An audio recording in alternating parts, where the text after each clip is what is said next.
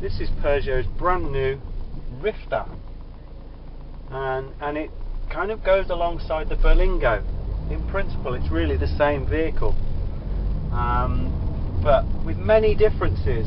For example, we have the small Peugeot steering wheel, which I'm finding absolutely brilliant. 6-speed diesel, great gearbox, lovely seating position. I've got an armrest on my left, lovely big mirrors, I can see very well around the vehicle, and great big sun visors.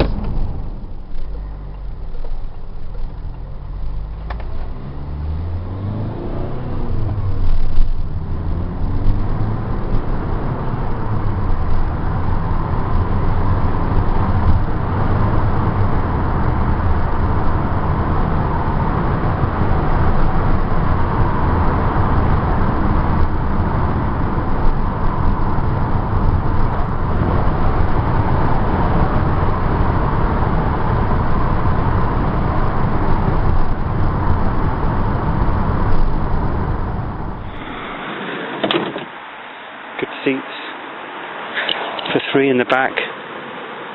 We have the trays.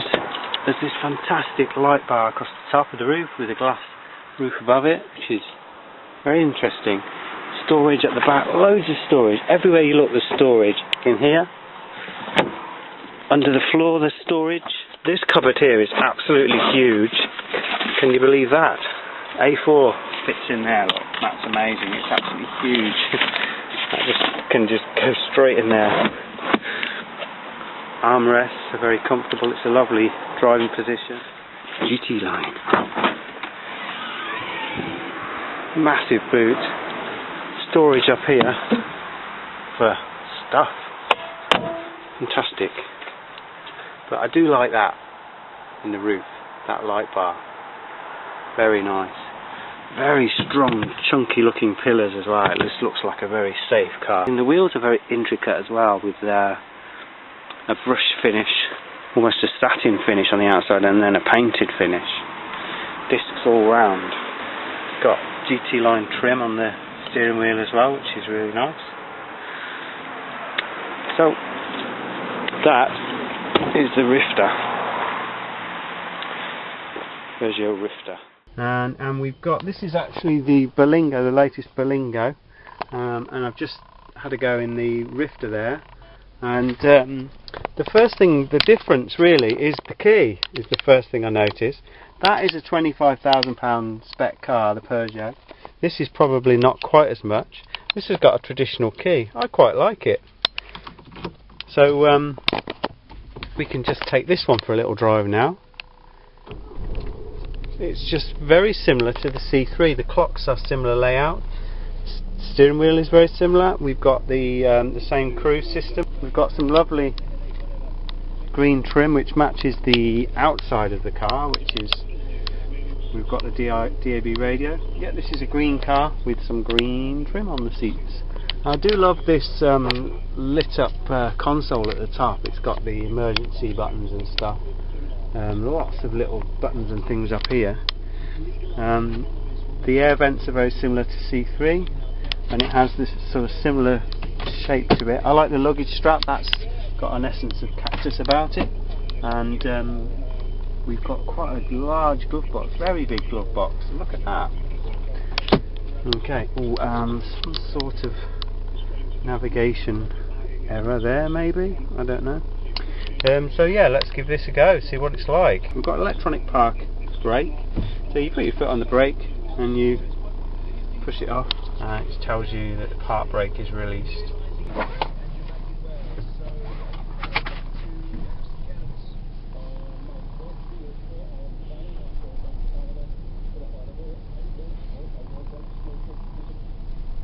We have a transporter here, he's moving some cars around.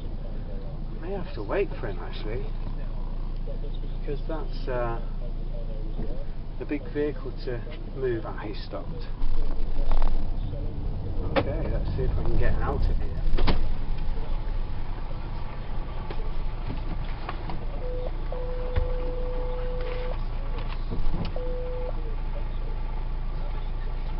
Hello. I'm just trying the Berlingo out. Thank you. They don't have this problem on top here, you know, getting in and out of places. How lovely. I do feel something when I get behind the wheel of a Citroën that I don't get with a Peugeot, and I don't know what that is really. Although I absolutely love Peugeots as well. I think the Citroën mark just does it for me, and it's kind of part of who I am in a way. Let's take it for a little drive up. Got a full tank of fuel, so we can go anywhere. We can go Blackpool, Brighton, Tenby, anywhere. Okay, I'm in a very famous street in Coventry with the Berlingo, as you can see. And I can't remember the colour of this green, but it kind of almost looks like off-white in the sunshine. The displays are great actually, I really like that. The digital display in the centre.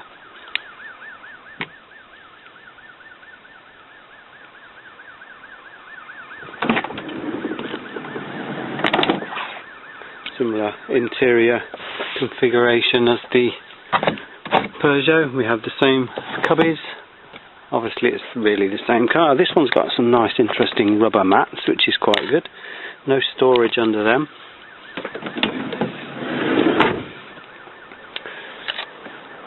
And we have no centre console on this one, so we have no cubbies in the centre of the front either. These are really good. These are height adjustable parcel shelves that actually can fit up here as well. All the stuff you'd expect, top tethers for baby seats, proper real seat belts of course, out of the roof. The spare is underneath, somewhere under here. I'm not sure what this is, some sort of cargo net in a packet there maybe, I don't know what that is. But yeah, cupboard just like in the Peugeot, that carries 10 kilograms. But look what we have here, air bumps. See, I don't have this trouble on Top Gear.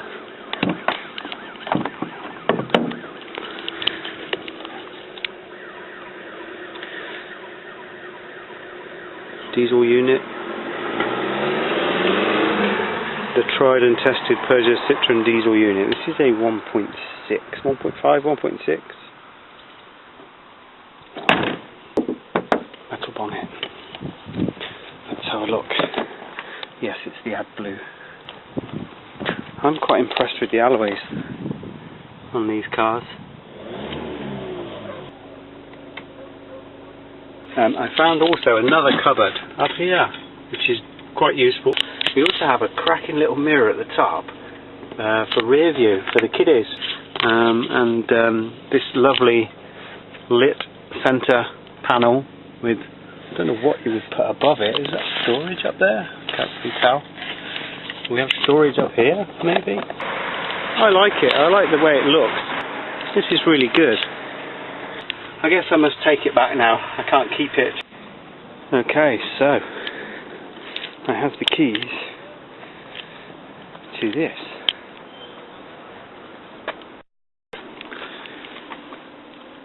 iCockpit. Ooh, full leather. It's only just come back. It's still warm. So I'm lucky to get a chance to have a little look at the new 508 from Peugeot. It has complete with crumb collectors, look, in the seats.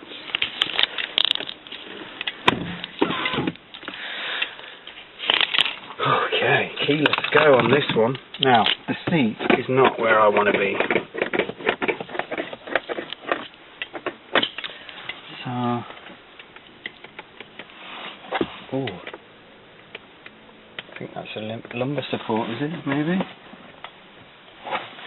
I have to check to see if there's any fuel in it. So, foot on the clutch and press start. Oh, I need to go forward a bit actually. Wow, what do I make of this? Sorry for the terrible, terrible camera work, but look at that. That's lovely. Gorgeous leather in this one. Sports seats, and it's got this patterned surfaces on the dash as well. It's got these fantastic piano keys which we see in the 3008 and 5008. These are great, look at these. Right, so, foot on the clutch, it said. I'm in the car, start car. Oh, I think I've waited too long. I don't know. Well, I've locked myself in. Okay, so this is the problem with new cars, you see, is starting them. Oh, that's started now. So, wow, we have a very nice, that is really nice. And the fan up. It's quite a hot day today. We're so lucky at the moment in October to have this fantastic weather. The windows aren't very deep, as you can see. What else have we got? So we've got the music. That's all you need, really. You need Jeremy Vine, and you need aircon. We've got this iCockpit. Look at that.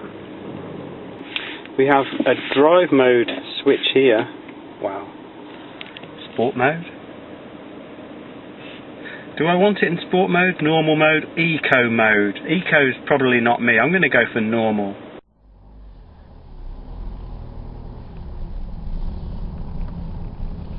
Digital speedo in the centre, but traditional dials, although they're digital, they're very nice with this Peugeot iCockpit. And this is so more refined and quiet than the Berlingo and the Rifter, which I drove earlier, which you would expect really. This is a proper saloon car. This is the real McCoy. This is what I came for.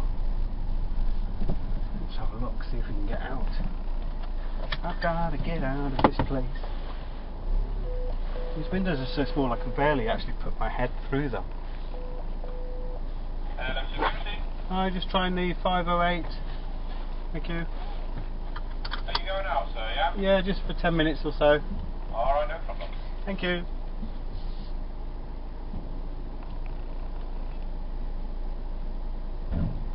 It's telling me that I'm a bit close to something on the left.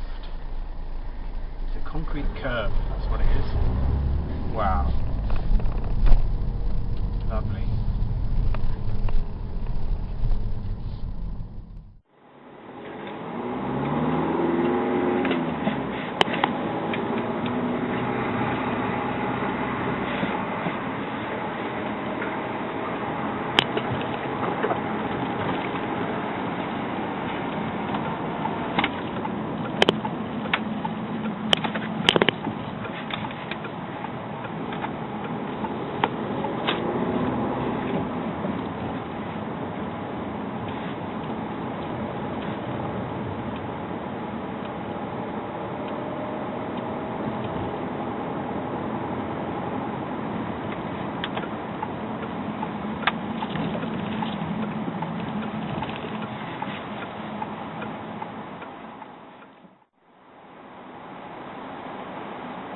It must be a really thrilling video to watch, somebody sitting at a traffic light doing not very much. I'll cut this bit out. See the DS7. Now the DS7 is a really superb motor car. So when Ariana Grande comes on, I can turn her up. When, I don't know, somebody I don't like comes on, Rolling Stones for example, I can turn it down. I'm not too keen on A, pedestrians running in the road like that, and B, oh, I forgot what it was now. Anyway, that beep you heard is a little symbol that's come up on my dash to tell me there's a camera at these traffic lights. Now I don't know about you, but I tend not to jump red traffic lights in any case.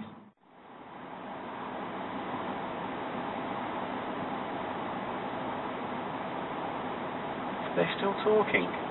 Is a vintage slice of 80s cheesy goodness. In fact, it could well be one of the cheesiest, ripest. They're still talking.